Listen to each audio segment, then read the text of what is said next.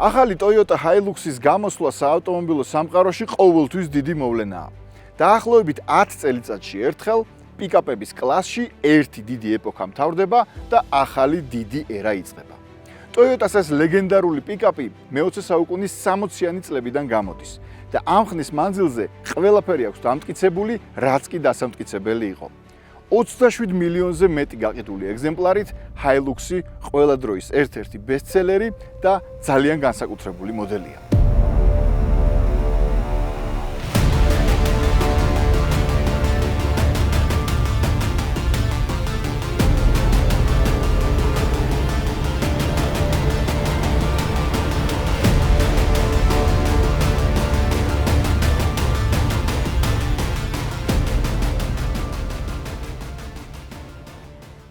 Hilux-ის ფენომენი დაახლოებით იგივეა, რაც მაგალითად მუსიკაში Beatles-ის.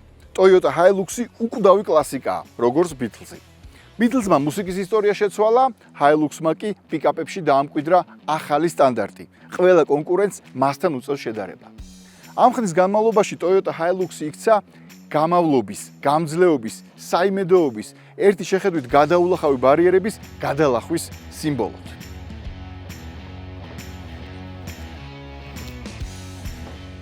რევოლუციური ცვლილებები Toyota Hilux არ ჭირდებოდა, მაგრამ ჭირდებოდა უკვე ევოლუციური ცვლილებები. და ახლა Toyota-მ წარმოადგინა ახალი თაობის, მე-9 თაობის Toyota Hilux-ი, რომელიც უკვე საქართველოშია და ხელმისაწვდომია სამივე ოფიციალურ ცენტრში: Toyota ცენტრ თბილისში, Toyota ცენტრ თეგეტასა და Toyota ცენტრ ბათუმში.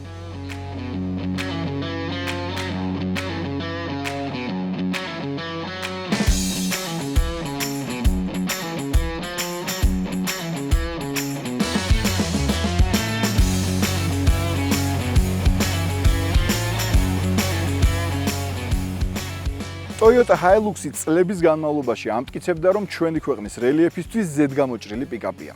ძალიან დიდი ალბათობით დაამტკიცებს ესეც. იმიტომ რომ არ მხოლოდ შენარჩუნებული აქვს ის ყველაფერი, რის გამოც საქართველოს ნებისმიერ კუთხეში აღფრთოვანებას იწვევდა, არამედ გაუმჯობესებულია ყველა ტექნიკური თუ მექანიკური მიმართულებით. და რაც მნიშვნელოვანია, კომფორტის თვალსაზრისით განვითარების ახალ საფეხურზე ავიდა. ახალი მოდელი ყველა ვერსიაში ორმაგი კაბინით და 4-კარიანი ზარით იწარმოება. Hilux-ის ზომები, წონა არ შეცვლილა და ფაქტობრივად თითქმის იდენტურია წინამორბედი მოდელის. სამაგიეროდ სრულიად შეიცვალა მისი ექსტერიერის დიზაინი. და ამას თქვენ თვითონაც კარგად ხედავთ. მართლაც აბსოლუტურად განსხვავებული ავტომობილია ვიდრე წინა თაობის Hilux-ი. ახალი პროპორციები, ახალი მკაფიო დიზაინი, უფრო გამოკვეთილი იერი. Toyota დიზაინის ამგვარ კონცეფციას ასე უწოდებს: tough and agile, ანუ მტკიცე და მარჯვე. განსაკუთრებით შთამბეჭდავად, რა თქმა უნდა, წინა ნაწილია განახლებული. აი დააკვირდით, აი ამ ვიწრო LED მაშუქებს, რომლებიც ერთმანეთთან დაკავშირებულია აი ამ ჰორიზონტალური პანელით, რომელზეც არის კლასიკური წარწერა Toyota. აი ასე, კლასიკურ სტილში, აქაც კლასიკა. გარდა ამისა, ახალი 6 კუთხა რადიატორის ცხაურა, მასიური ბამპერი და ასევე, ცოტა გვერდით თუ გადავინაცვლებთ, აი ეს საბურავების თაღები უფრო ესეთ ბრუტალურ ვიზუალს და იერს ანიჭებს Hilux ვიდრე ჰქონდა წინამორბედს. განახლებულია საფეხურები და განახლებულია უკანა ბამპერის აი ეს საფეხურებით, რომლითაც უნდა ახვიდეთ საბარგულის განყოფილებაში. ეს კი ძალიან მნიშვნელოვანია, რა თქმა უნდა, Hilux-ში ეს არის პიკაპი. ამ შემთხვევაში თქვენ ხედავთ ჩვეულებრივ, ესე ვთქვათ, სუფთა ვერსიას, თეთრი შეღებილი ზედაპირით და რა თქმა უნდა არსებობს სხვადასხვა ვერსიები, იგივე შავი, უფრო მტკიცე და გამძლე ზედაპირით და სხვადასხვა ბევრი დანიშნულების ვარიაციები Toyota Hilux-ის საბარგულის განყოფილებაში. ახლა კი გადავინაცვლოთ სალონში, იმიტომ რომ იქ უფრო საინტერესო სიახლეებია და მე დავიძრათ და ვისაუბროთ, როგორ დადის, როგორი გამოვლობა აქვს, რამდენ სწავს და ასე შემდეგ.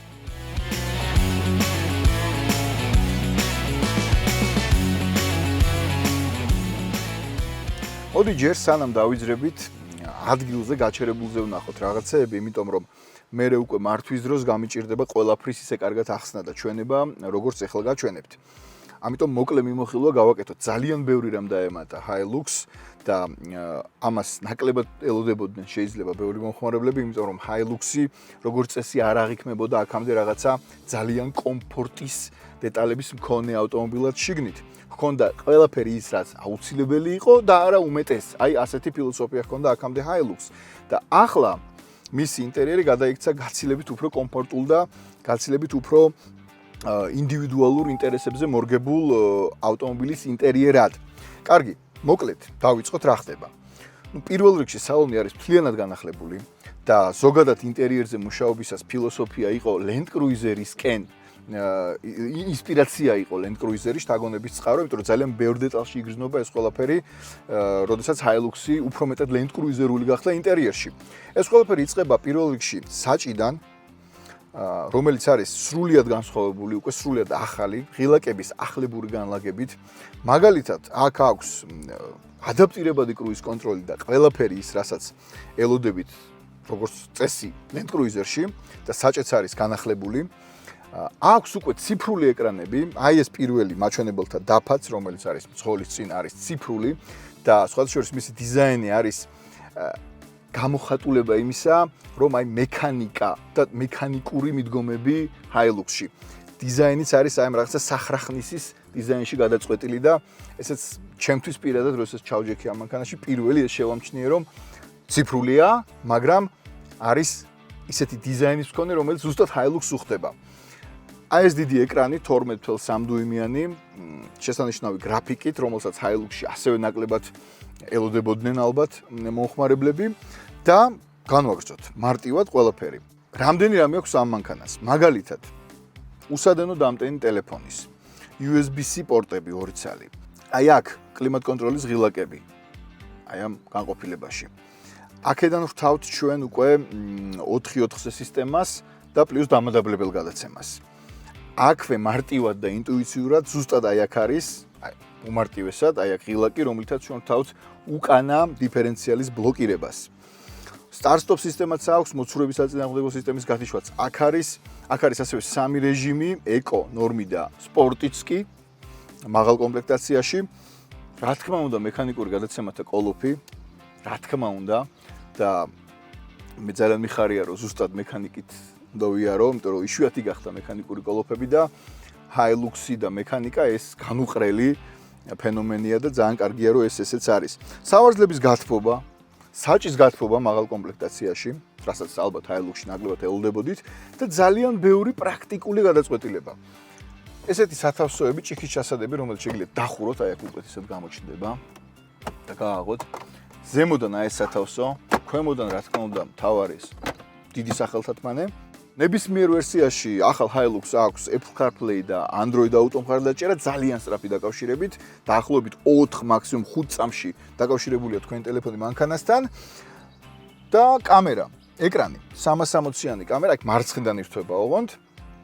გამოდის უკვე ეკრანზე 360 გრადუსიანი კამერის სურათი. ძალიან ხარისხიანი ინტერიერი და მე თამამად ვიტყვი, რომ Hilux-ის სალონი პირველად ავიდა განვითარების აი ასეთ საფეხურზე, რასაც მარტივად და ძალიან სწრაფად შეამჩნევენ ყველა ის ადამიანები, რომლებიც მართავდნენ წინა, ან მით უმეტეს იმის წინა თაობის Hilux.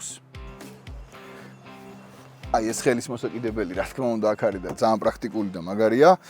როგორ ზივართ უკან, ეხლა უკან რა თქმა უნდა Hilux-ში მეფურად ვერ დაждები და ადგილიც არ გაქვს ბევრი რომ ეს რაღაცა უკანა სავარზლის საზურგე გადაწიო, მაგრამ აი ყველაფერს გათვალისწინებით რომ ეს არის პიკაპი და რეალურად უკან ჯდომა აქვს რაღაცა ზეკომფორტული არ უნდა იყოს, მაინც ძალიან კარგად ზიხარ ახალ Hilux-ში და რა თქმა უნდა გაქვს თავარი კომფორტი, თავარი რა, კომფორტი, 2 USB-C პორტი არის აქაც და ესეთი სათავსოც. მე მინდა გაჩვენოთ პრაქტიკული გადაწყვეტილება.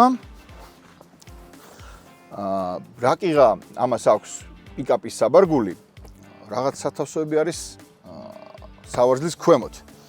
და აი ესე მარტივად ავწევთ აი ეს პატარა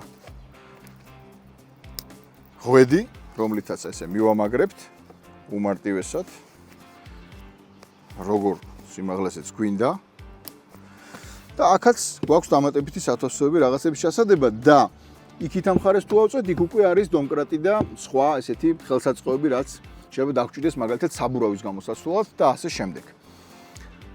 სულ ეს არის. დავიზრათ, წავედით.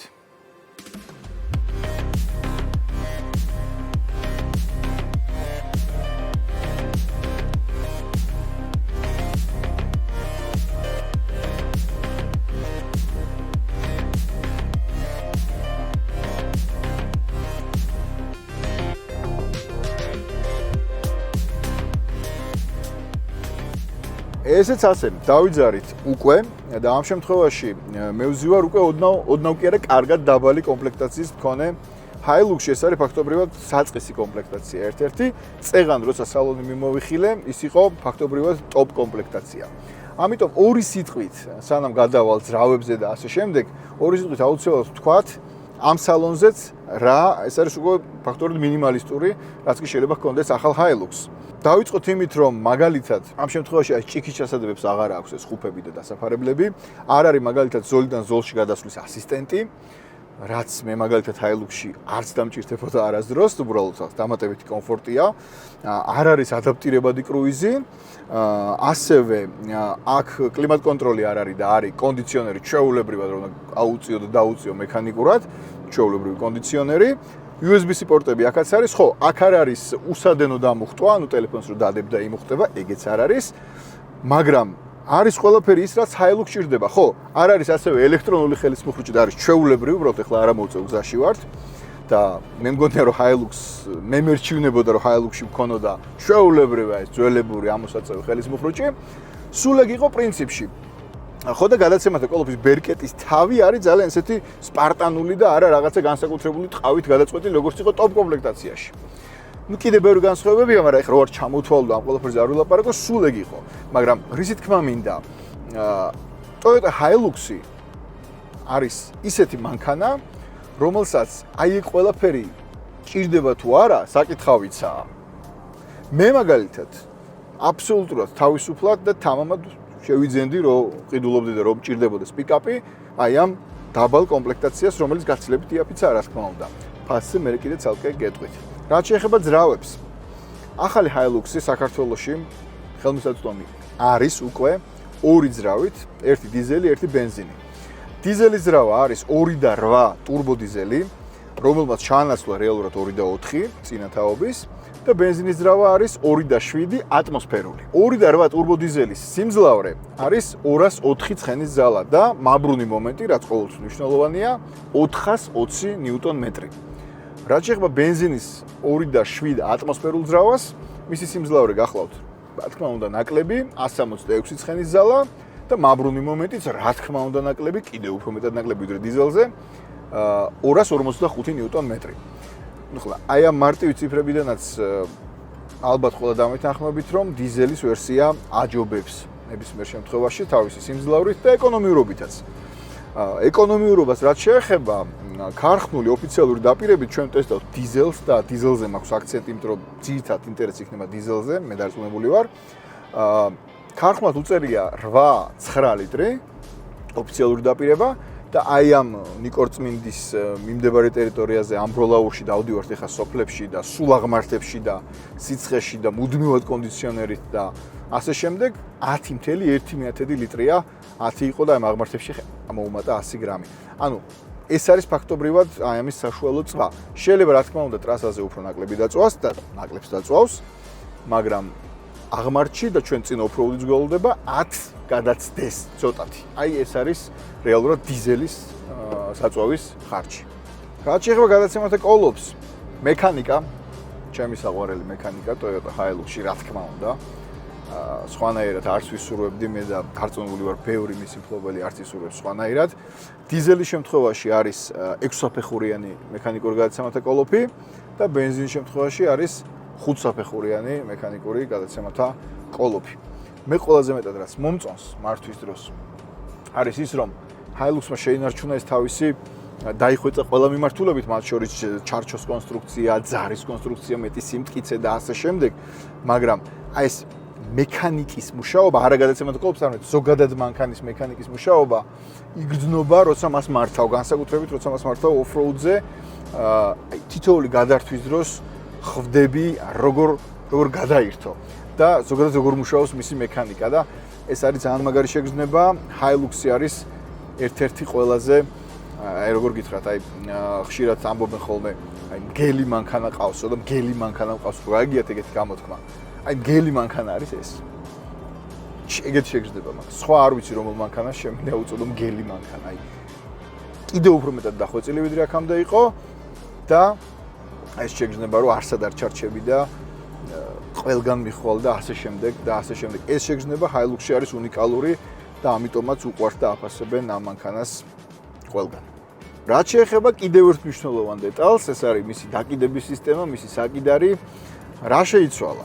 მნიშვნელოვნად დაიხვეწა ზოგადად დაკიდების სისტემა და Hilux-მა შეინარჩუნა, მაგრამ გააუმჯობესა წინა დამოუკიდებელი საკიდარი, McPherson-ი ანუ. და ასევე გააუმჯობესა ფირფიტოვან რესორებზე დაფუძნებული უკანა ღერძი. ისევ რესორებზეა მოკლედ. ოღონდ გააუმჯობესებული. განახლებულია ამორტიზატორების მახასიათებლები, ზამბარები და სტაბილიზატორი. რის შედეგადაც ახალი Hilux-ი უკეთ უმკლავდება დატვირთვებს. ჩვენ ამ ყველაფერს ვახავთ, რა თქმა უნდა, off-road-ის ნაწილში, ახლა მივდივართ ზუსტად იქ, რომ გამოვცადოთ Hilux-ი რთულ გზებზე, ჯერჯერობით ასფალტირებული გზა არის და იქ უკეთესად გამოჩნდება ყველაფერი, რა შეუძლია, რა გამოსდის უკეთესად. ხო, კიდევ ერთი რამ, რაც არ მინდა რომ დამავიწყდეს, ძარის კონსტრუქციას აქვს დამატებული ახალი შედუღების წერტილები, რაც თავისთავად ამცირებს ვიბრაციას და ზოგადად მანქანის სიმყარეს ზრდის.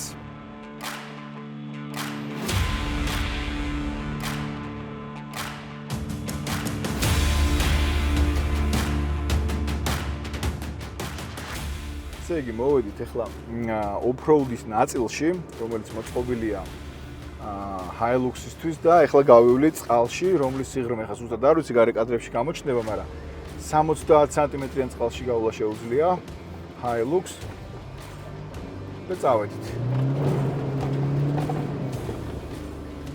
ესეც ასე. ეს პირველი ბარიერი გადალახულია. ესე იგი, მინდა გითხრათ, რომ 309 მმ-იანი კლირენსი აქვს Hilux ახალს. 500 მმ-იანი აქვს ბორბლების ვერტიკალური სვლა.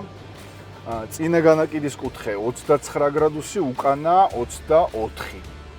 ყველაზე მთავარი, რაც მინდოდა მეთქვა, არის ის, რომ როგორც კი გზას გადაცდები, ანუ როგორც კი ასფალტს მიღმა გადახვალ, მაშინ იწყებს ეს მანქანა რეალურად მაშინ გზნობს თავს როგორც საკუთარ სახლში. პირველი ტალახი აბსოლუტურად ეს მარტივად იპყრობს ყველა უგზოობის ერთი შეხედვით გადაულახავ ბარიერებს გადალახავს. კიდევ ერთი ტალახიანი მონაკვეთი. საერთოდ არანაირი. ანუ განაკიდის კუთხეების იმხელა აქვს, რომ საერთოდ არ არის არანაირი პრობლემა. არაფერთან დაკავშირებით.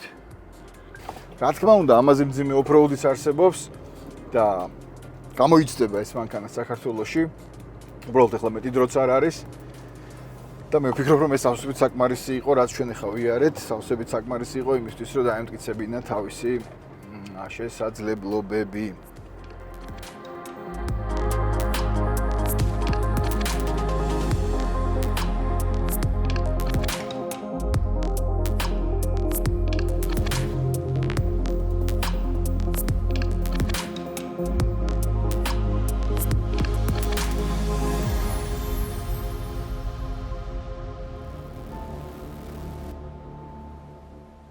ახალი Toyota Hilux-ის პრეზენტაცია საქართველოში რაჭაში გაიმართა და ამ 2 დღის განმავლობაში მე კიდევ ერთხელ დავრწმუნდი იმაში, რომ არსებობენ პიკაპები და არსებობს Toyota Hilux-ი.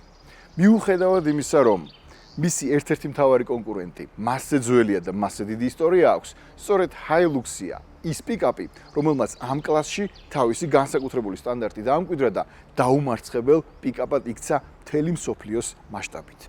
Hilux იყენებენ მშენებლები, სამაშველო ჯგუფები, არ ვიცი, ჰუმანიტარული ორგანიზაციები, მესაზღვრეები, ჯარისკაცები, ყველა, აბსოლუტურად ყველა იყენებს ამ პიკაპს და ის საქართველოშიც განსაკუთრებით პოპულარულია. თან ჩვენ ტესტავდით ამ მანქანას ახალ მეცხრე თაობის Hilux და ხომ აქვს მნიშვნელობა სად ვტესტავდით? ვტესტავდით რაჭაში, რომელსაც Hilux-ი ძალიან უხდება. აქ ტესტ-დრაივის დროს ჩვენ ბევრი წინა თაობის Hilux-ი შეხვდა, რომელთა მძღოლებიც აი ესე გვიყურებდნენ, ახალ Hilux-ს აკვირდებოდნენ და აშკარად უდიდესი ინტერესი გამოიწვია და მე ზუსტად ვიცი, რომ ამ ვიდეოს ძალიან დიდი ინტერესით უყურებენ ჩვენი მესაზღვრეები, ჩვენი ჯარისკაცები, სამაშველო ჯგუფები თუ ყველა, ვინც აი ამ პიკაპს ყოველთვის იყენებს. ახალი Hilux-ი არის ზუსტად მტკიცე და მარჯვე, ეს ორი სიტყვა ძალიან კარგი სიტყვებია იმისთვის, რომ გამოხატოს აი ამ მანქანის სულისკვეთება და შესაძლებლობები.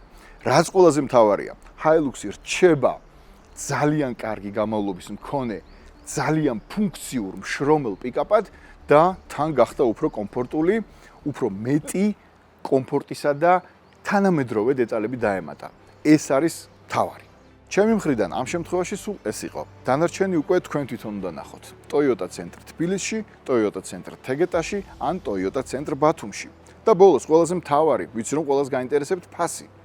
ახალი Toyota Hilux-ის ფასი ოფიციალურად საქართველოში იწყება $32,000 ეკვივალენტიდან ლარში და ადის $41,000-მდე. დროებით.